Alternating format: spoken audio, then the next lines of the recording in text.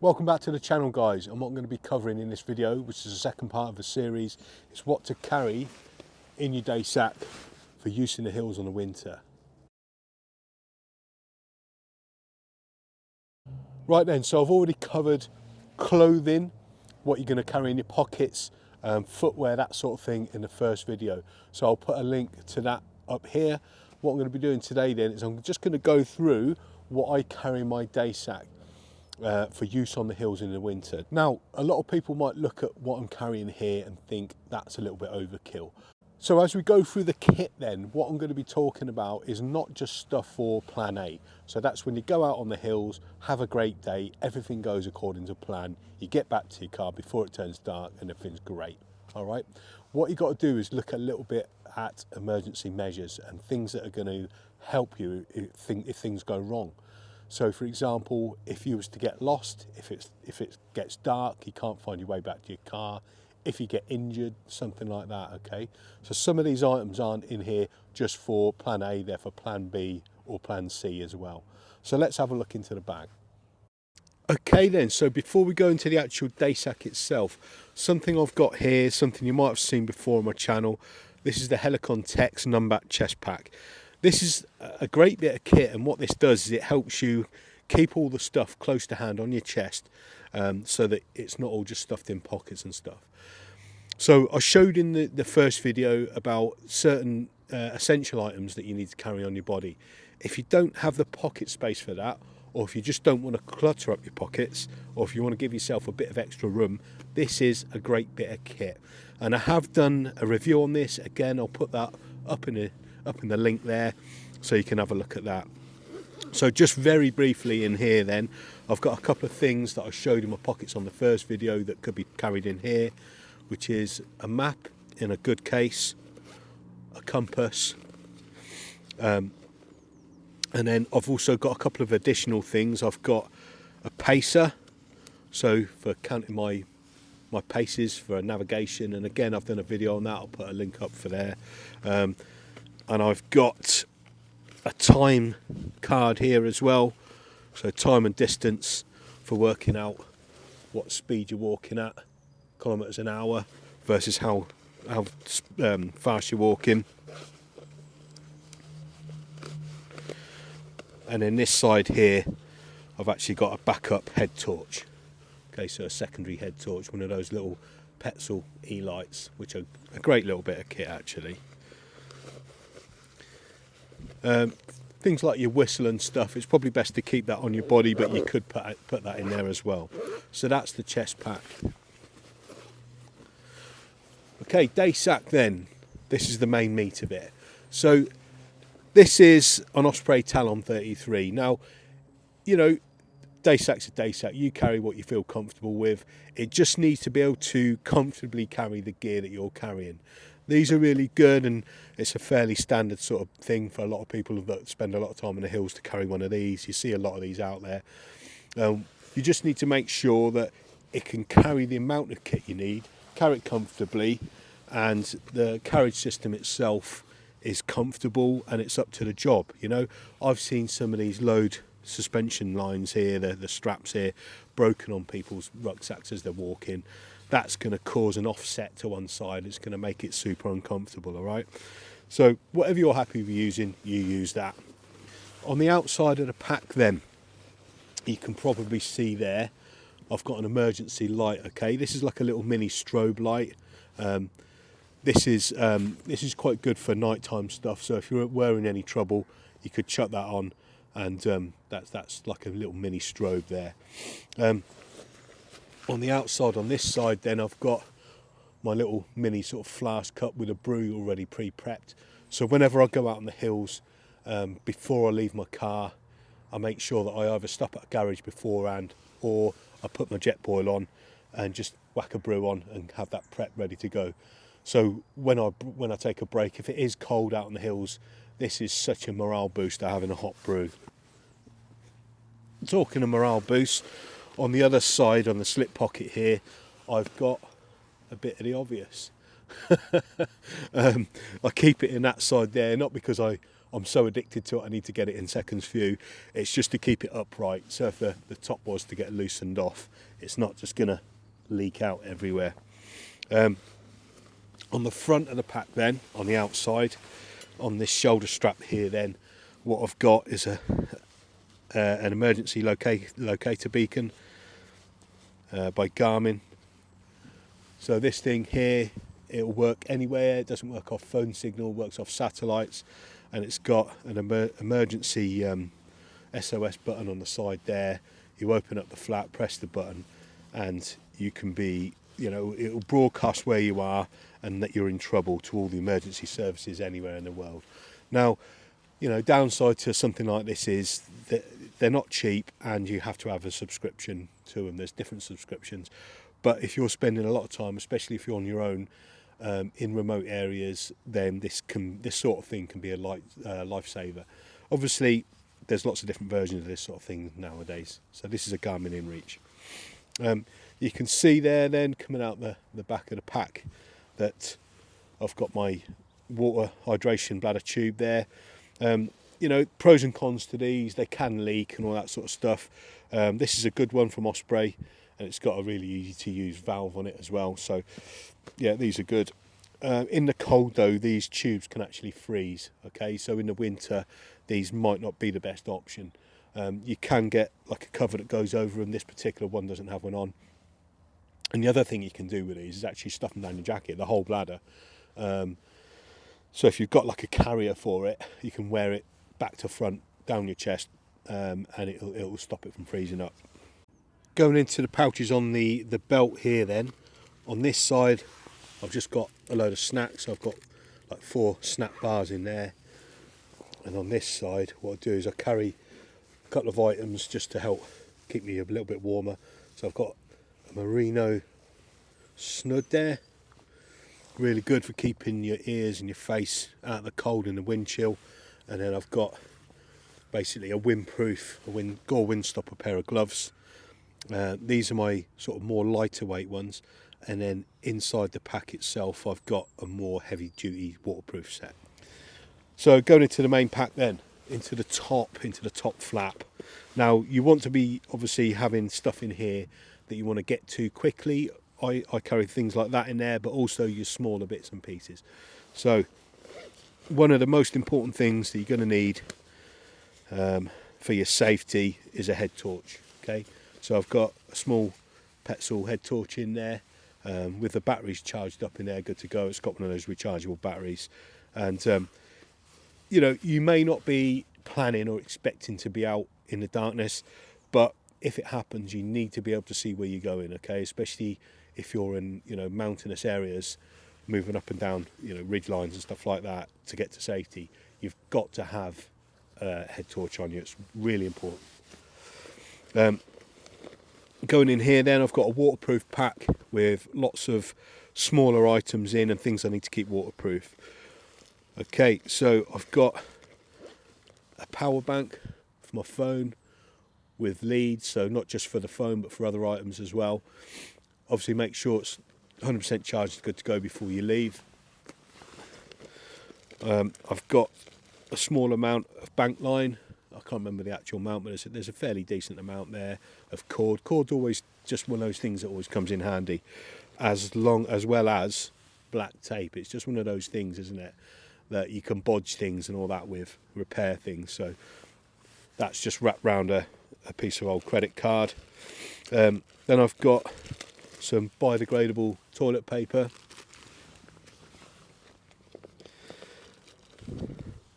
a ferro rod and striker, so that's a backup to the lighter that I'm carrying, and that'll obviously light in any conditions as well. So it's always good to have at least a secondary method of starting your cooker or making a fire. And talking of which, I've also just chucked in a packet of the old windproof matches out of the ration pack, so I've got a third means there as well. In conjunction with fires and that sort of thing, I've got a Fire Dragon cell, so that's the military issue ones, and I'll talk about that in a sec. And I've got some little fire plugs as well, so little fire tinders. Now, why have I got fire and, you know, making stuff in there? Because generally you're not going to be starting a fire when you're out in the hills, but if you do find yourself in a wooded area and it's literally survival, if you need to stay warm, if you haven't got something to start a fire, then you're going to be missing a trick. Okay, so like I say, I would never normally start a fire when I'm out on the hills, but in an emergency survival situation, those sort of things, those couple of really lightweight things could save your life. So I've got a Ziploc bag there from a ration pack. That's just for my rubbish. So that's in the top there, so I can get to it easily and just get rid of any rubbish as I'm eating things when I'm on the move. I've got a Sawyer mini water filter with a bag, a CNOT bag. Again, I've done a review on that. I'll put the link up for that as well. That then gives you the capability to collect water on the move, doesn't it? Obviously, you recce the water stream, the water source, making sure there's no dead animals in it upstream and stuff. But if you were out for longer than you thought you was going to be, and you know, it could be really important to make sure you're hydrated, to, you know, cook your food, to make brews, that sort of thing, then this again can be a lifesaver. And they're not that expensive, really. Last thing in here then is a spoon, because really without a spoon you're not going to be able to eat your rations very well, are you? Or it's going to be it's going to be a messy affair. Okay, so that's the top flap done. So on this pack here then, like a lot of them nowadays, you've got, I'm just going to undo the top flap, you've got a stretchy front panel as well, so you can just stuff things in there. I've got a couple of things in here. First thing is a little sit pad from Multimat. These are dead cheap and they're a bit of a godsend, to be honest. When you're out in the hills and it's freezing cold, maybe it's wet as well, you can just sit this down and it just makes your life that bit more comfortable, okay? Also in here, what I've got is, this is just like, you know, one of those worker high-vis vests. So this is one from my company that I run outdoors activities, first in events, but it's just basically a normal, like a worker vest with a luminous colour and the reflective panels all over it.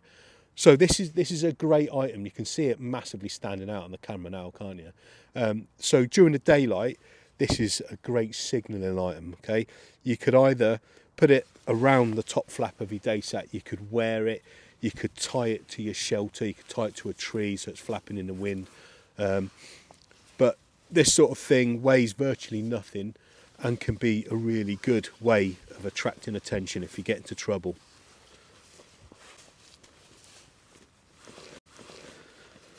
Okay, going into the pack then, underneath the top flap, something that some of you might have thought you'd probably have already seen by now, but no, I've got my first aid kit. So I've got a good first aid kit. This is a Life Systems one.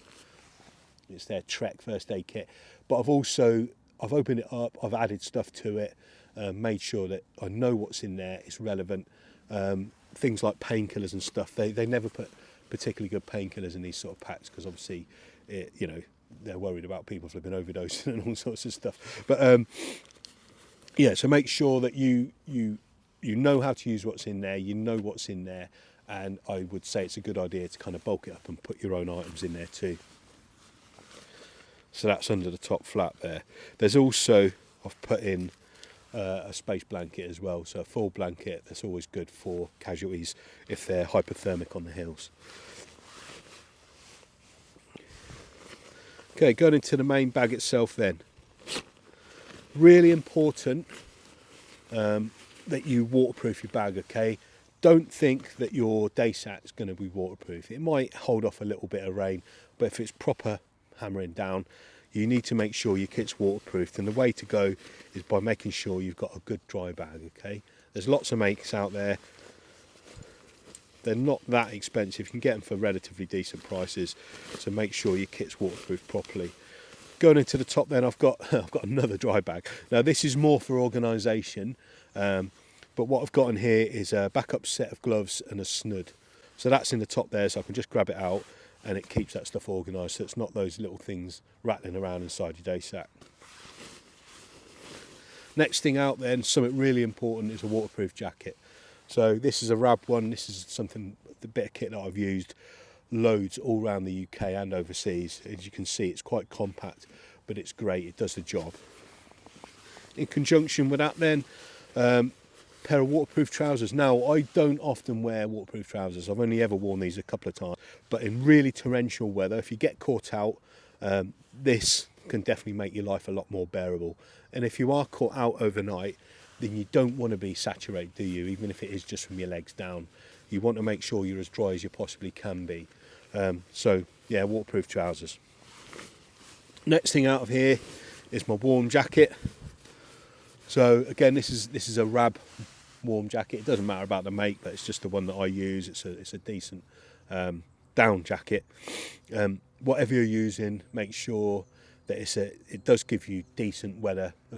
Warmth, because there's nothing more awful than being out on the hills and feeling cold and there's no escaping it. So this is one of the most important things to have in here. Okay, is a decent warm jacket.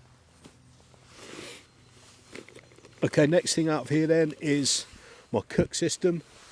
So inside here then I've got a pocket rocket, gas, I've got a brew kit, so I've got 4 coffees in there, 3-in-1 coffees, and a titanium cooking pot. So that's all in one, basically, everything I need to cook other than water and any food itself, and it's in that little sort of mesh pocket there, mesh pouch.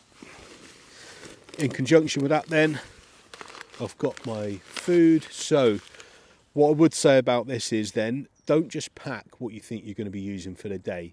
Carry at least 1 extra meal. Okay, so what I've got in here is I've got a ration, and then I've got a freeze-dried meal.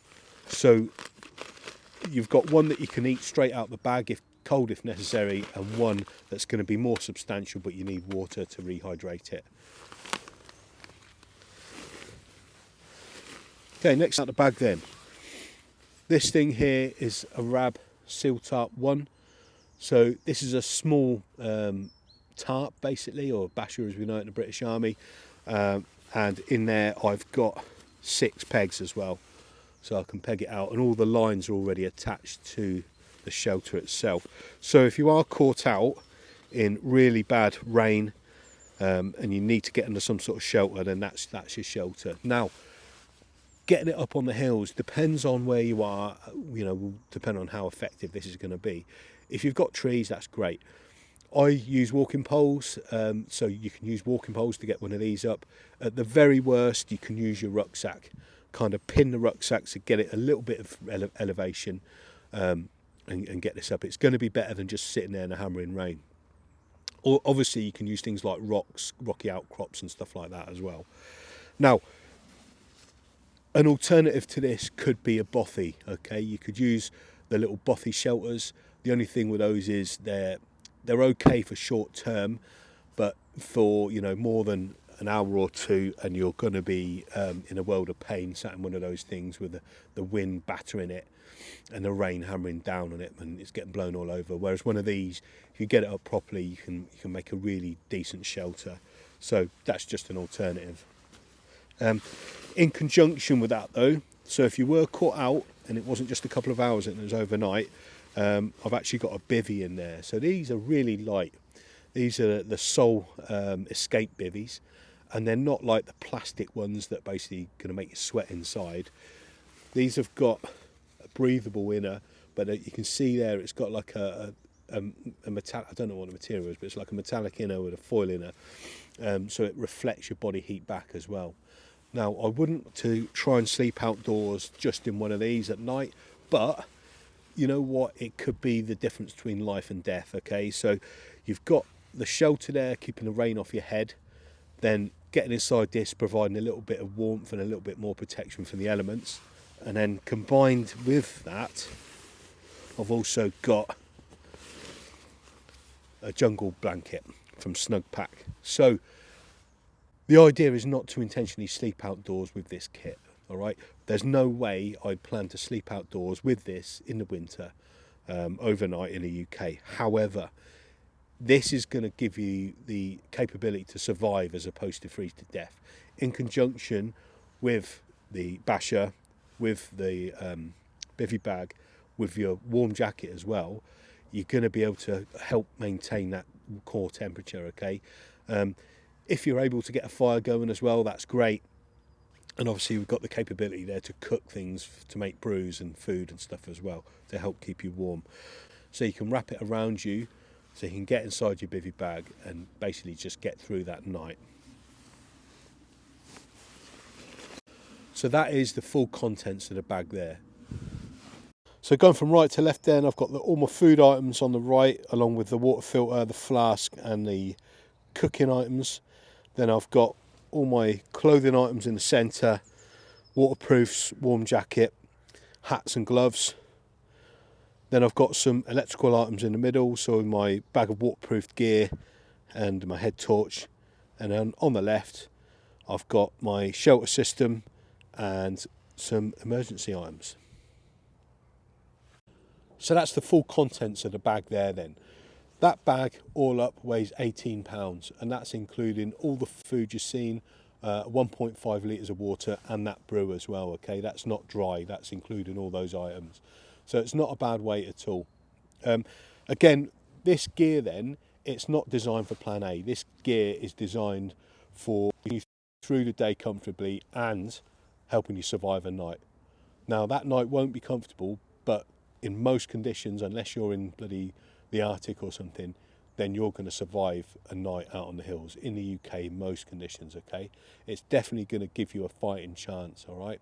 So anyone else out there, if you've got any ideas about kit you carry, any alternatives, anything that you've found that work for you, put them in the comment section below. Let's see what you've got to say. I'm interested to see what other people use. So don't forget to like, share and subscribe, and as always, stay prepared.